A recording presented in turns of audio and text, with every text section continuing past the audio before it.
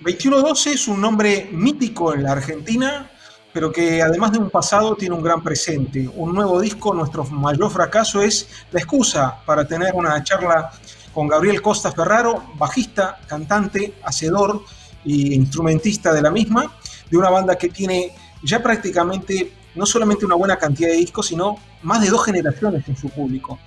Obviamente que el nombre 2112 hace referencia a Rush, sí, pero a partir de ese inicio en el cual la banda hacía covers de su inspiración, por así decirlo, fue creando y mutando. Y en ese proceso se dio una personalidad cada vez más propia. Y el presente es nuestro mayor fracaso. Gabriel, un gusto tenerte por aquí, un gusto que nos acompañes en esta nueva iniciativa. Y vamos a ir directamente al grano, ¿no? Este nombre fue una elección, era un disco mítico, sí. Vos te integraste casi 25 años después. Argentina es un país que tiene grandes letras en oro, como Espíritu o Crucis en los 70. ¿Cómo se ven desde hoy con Sergio, con Juan Tambusi, aparte que son 2 uruguayos y un argentino, a aquellos días iniciales de la banda, que vos empezaste prácticamente en casi 2/3 de ese camino? Bueno, buenas tardes Ernesto, un gusto estar acá contigo. 2112 tuvo toda su historia a lo largo de la década del 90, su historia, digamos, en sus primeros años. Nació a mediados de los 80, y en el 90 editó su primer disco, Alterando las Divisiones, en el 94 el segundo, Intro, y en el 2000 el tercero, Glory Lies Ahead, que era el material que tenían editado cuando yo ingresé a la banda en el 2006. Cuando yo entré ya había bastantes canciones de lo que a la posteriori fue el disco El maravilloso circo de los hermanos Lombardi, que salió en 2012. Y bueno, hace 14 años que estoy en 2112. Creo que este disco, Nuestro Mejor Fracaso, que salió ahora en marzo, es como la concreción de estos 14 años, el lugar a donde teníamos que llegar, digamos. Me parece, como banda, como en la maduración, el crecimiento que tuvimos.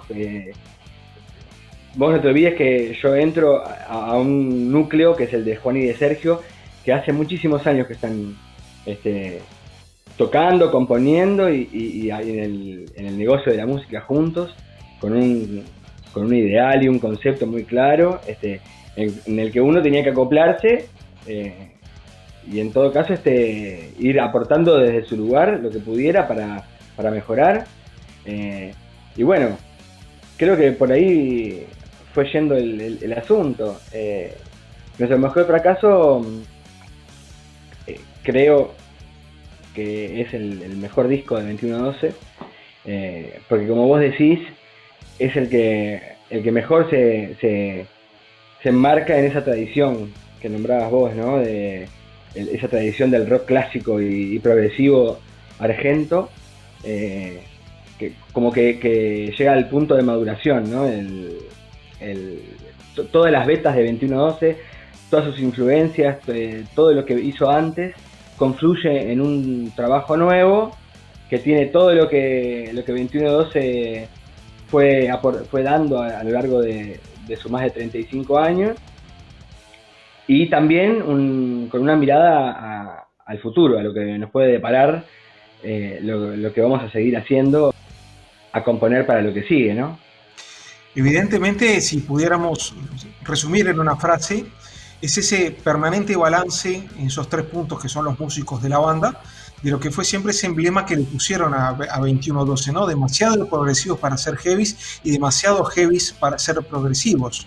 Pero hay un trabajo que vos ya estás haciendo en este disco, en lo lírico, en las letras.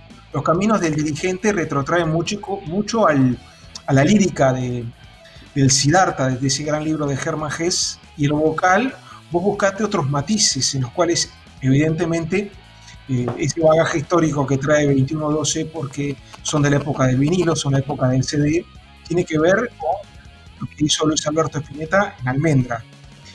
Esos caminos de ese hombre que busca en los caminos del dirigente tienen sin duda una búsqueda en la esencia espiritual y buscan una salida en lo humano. Es como que si fuera calzado a la realidad que estamos viviendo. Mas este diálogo entre el cielo que ustedes están contemplando en ese protagonista en la canción y lo urbano, de la mirada en una sociedad que escapa a esa realización individual del ser humano. Hay cierta épica, pero hay una gran bajada al piso, como quien decirlo con un lenguaje fútbol.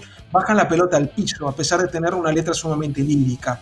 Y por momentos recuerdan esa canción al Battle of Evermore de Led Zeppelin, en las partes acústicas de la guitarra. Sí, ya que estamos hablando de la parte lírica, te cuente un poco por dónde vino, ¿no? Ese asunto en Nuestro Mejor Fracaso. En Los Caminos del Dirigente, por ejemplo, es una canción que la letra es de Juan y la música también. O sea, ya es prácticamente un tema que él trajo elaborado con una idea muy clara hacia dónde quería ir con él. Y bueno, mi trabajo es fundamentalmente, que fue lo que siempre le dije, por eso a veces me tomé un tiempo, quizás un poco de más de lo que hubiéramos querido en su momento, es que yo necesitaba hacerla totalmente mía, esta canción. Asumirla como propia y entender que lo que allí se dice desde adentro de mi propio ser. Eso llevó también su trabajo. Y fue muy interesante. Creo que sí, que el disco recorre varios caminos, valga la redundancia,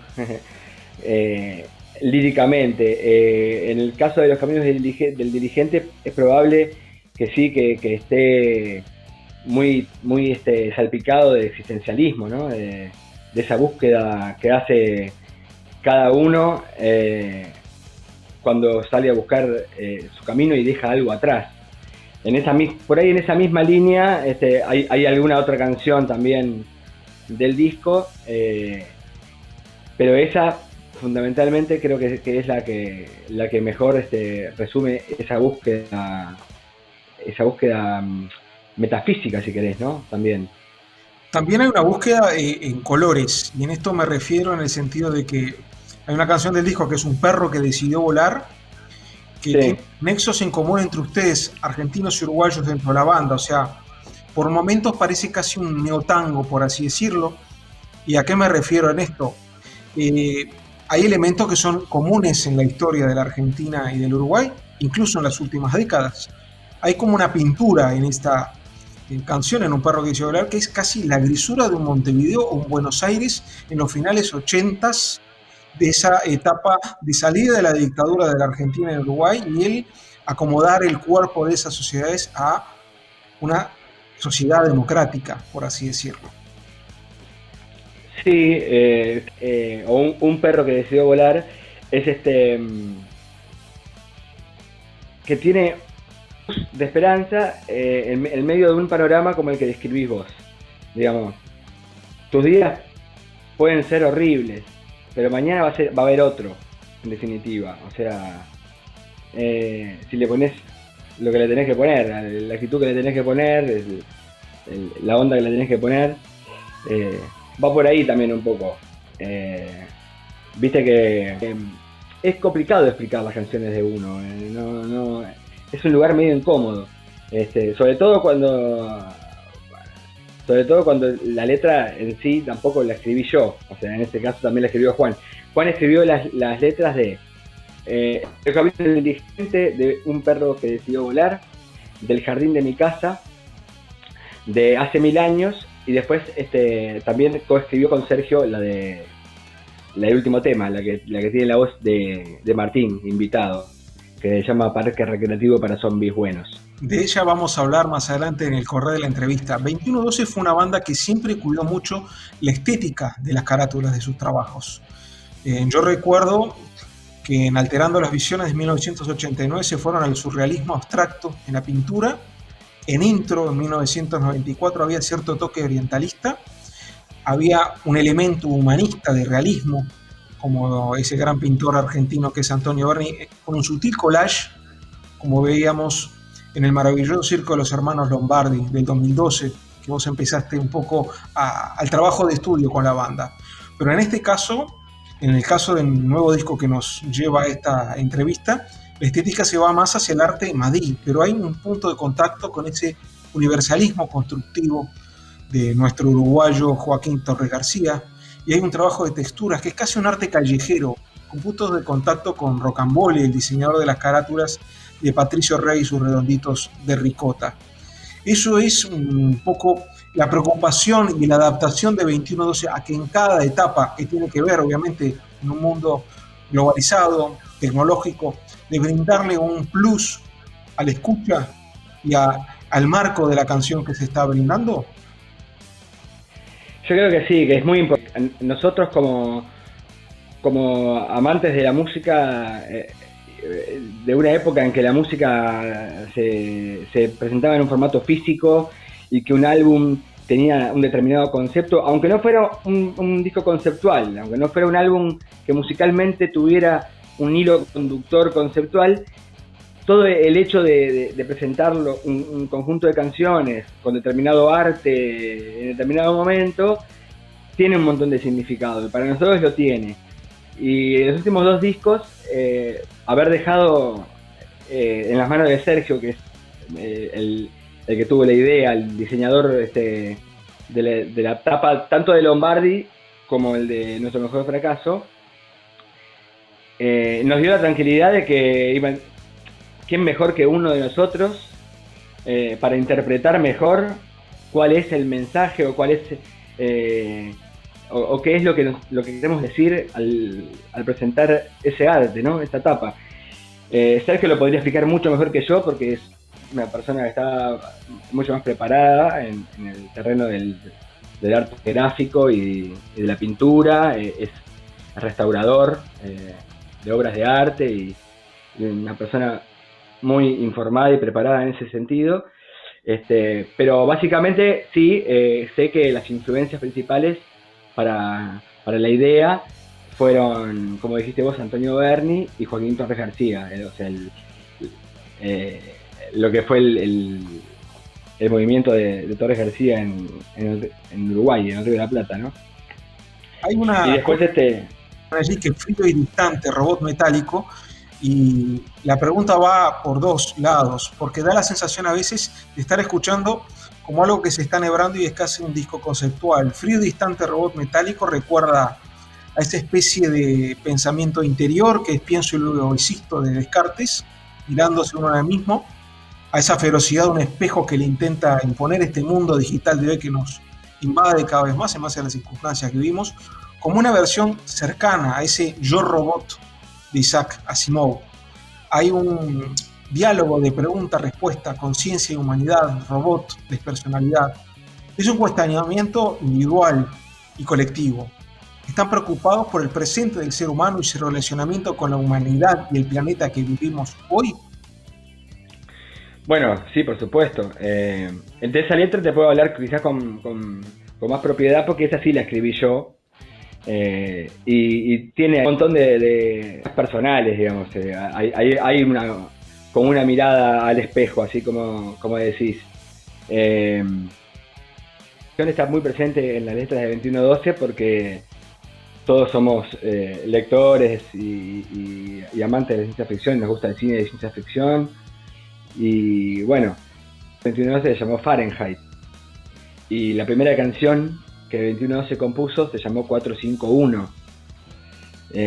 Y ese hilo lo puedes encontrar también en Lombardi, en la canción Capitán Beatty, que es como en la continuación de 451.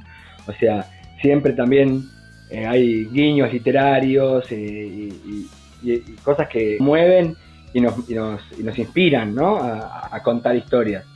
En este caso, sí, está el tema personal que uno siempre quiere llevar a hacerlo universal, porque lo importante cuando uno escribe una letra es que la otra persona pueda identificarse, y para eso lo mejor es tocar temas universales, o sea, es trascender un poco lo individual para tornarlo un poco colectivo.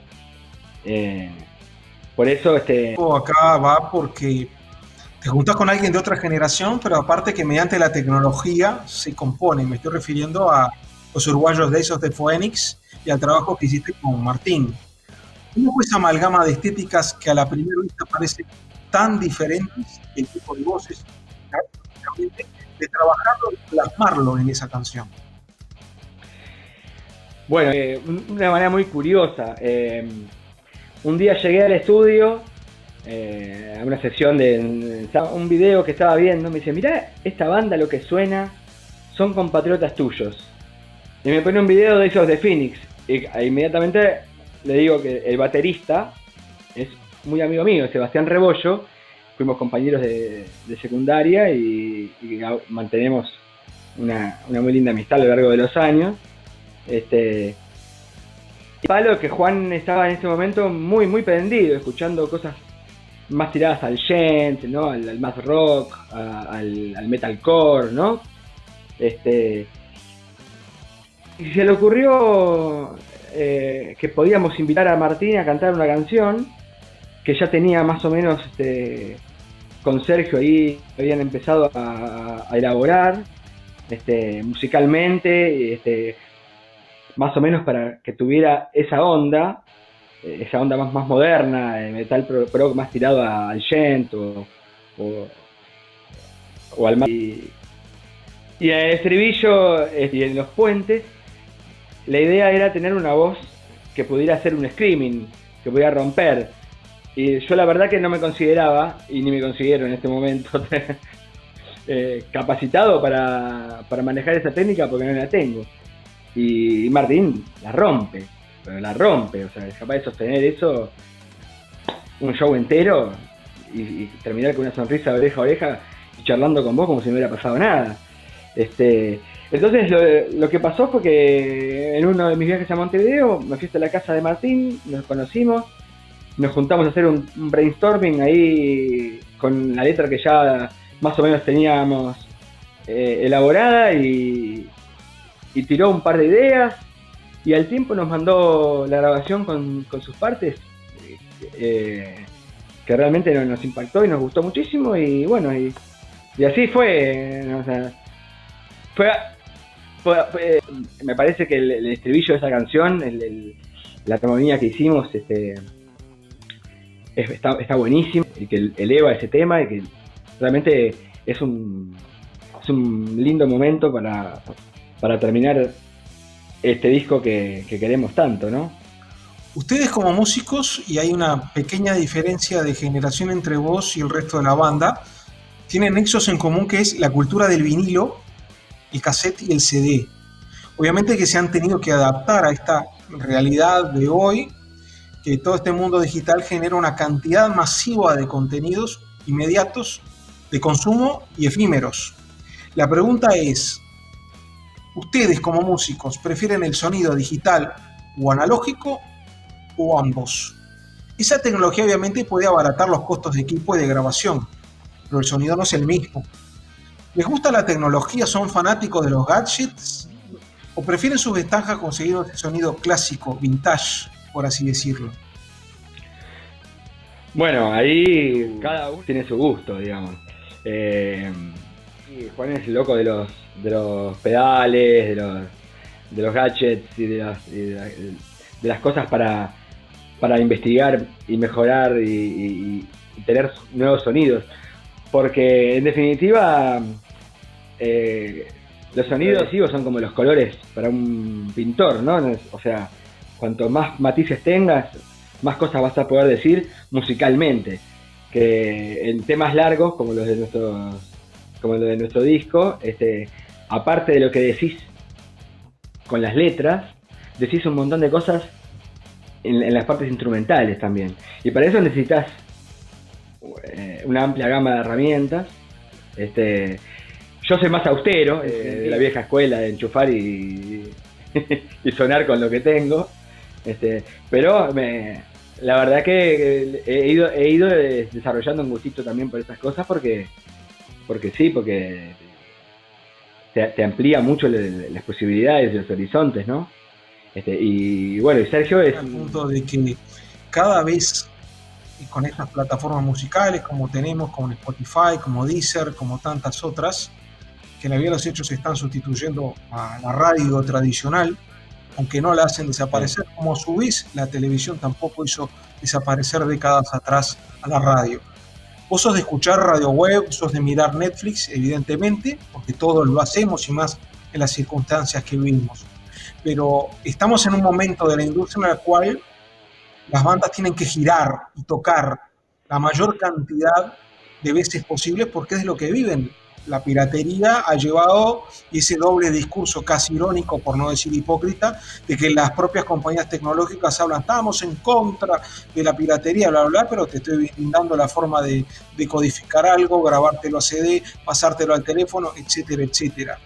Esos derechos de autor y ese pago obviamente es bastante más pequeño en cifras a lo que era un par de décadas atrás. 2112, ¿qué tiene como proyecto ahora ya a 3 décadas de vida? ¿Cuál es el próximo gran proyecto de la banda? ¿Un disco conceptual?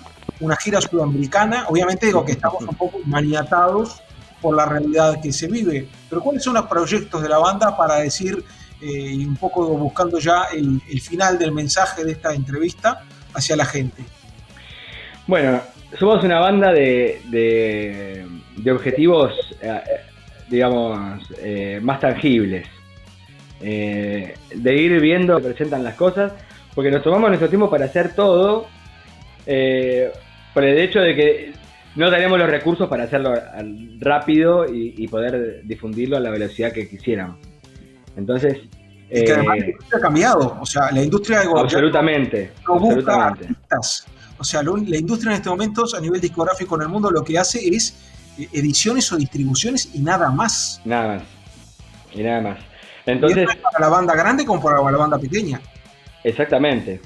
Entonces, por eso, pensar en una gira hoy en día, más allá de la pandemia, que es otro tema aparte, pensar en una gira para una banda como 2112 es muy utópico, porque las giras vos las tenés que buquear con semanas, meses de anticipación, y vos necesitas que haya público interesado en que vos vayas a tocar a su ciudad o a su localidad, porque si no, la gira es salir a pasear, digamos. Lo que nosotros queremos hacer en este momento, en lo que va a ser lo siguiente, lo próximo, lo que vendrá. No sabemos, no creo que sea un disco conceptual porque francamente lleva demasiado laburo. Pero sí, salió, eso cerró una etapa, digamos. La edición de un disco para una banda es la muestra, una foto de un momento determinado en la historia de la banda, que empieza con el proceso de composición. Va a haber, hay algo más allá y ya estamos pensando en lo que viene. Siempre también pensando en que tenemos que mover este disco y tratar de que llegue la mayor cantidad de gente posible, que lo pueda escuchar, que le pueda dar el tiempo de comprenderlo, de aprenderlo con H, y poder también recomendárselo a amigos, a familiares, a gente que esté buscando escuchar otra cosa. Porque sí, la realidad es que la música de 2112 es atemporal, digamos, no la podés calificar mucho ni en género, ni tampoco en tiempo y espacio, digamos. Es una tu tiempo, más en lo que estamos viviendo en estos momentos. Un saludo muy grande para Juan, para Sergio, y esperamos tener muy pronto noticias de 2112, ya sean alguna nueva visita a Uruguay, obviamente, y además, bueno, que se puedan concretar todos esos proyectos de los cuales estamos hablando. Te agradecemos tu participación en el programa y a las órdenes aquí, como siempre. Muchas gracias a vos por haberte acordado y por haberme invitado, y para mí fue un placer enorme volver a verte y participar de esta nueva aventura. Un abrazo grande. Un abrazo.